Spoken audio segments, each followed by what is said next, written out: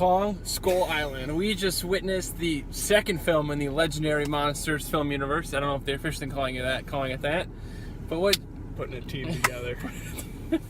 What'd you think, Alex? Wow, this movie was exactly what you wanted.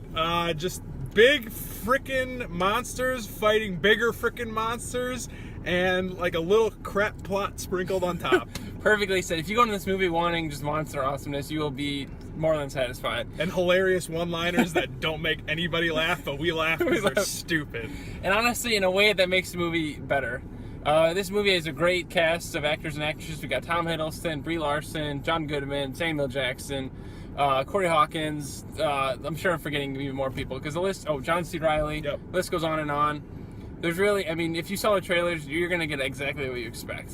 And more. Like, Yeah. there was way more visual in this and way more actual monster fighting than there was in Godzilla. Exactly. And I think, like, you know, for it to get the score that it did, we were shocked that it got a 78%. And I think that the reason it got that is because it knew what it was, and it's like, you know what, we're going to try to put as much monster fighting in there as possible and, like, leave the human connection out of there. Yeah. And they didn't Naomi Watts it too much from the first one, so I was happy. And adding on to that, this movie had a lot of really pretty cinematography, lots of great shots. There's a lot of cool sunglasses reflection shots.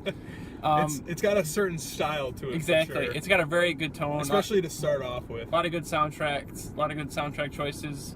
Yeah, overall, we had a great time. I mean, we were nudging each other throughout the whole thing. I think that's a good indicator. It's exactly what you want it to be, and that's all I need to know. That's right. Any Stay for final the words? post credits. Stay for the post credits.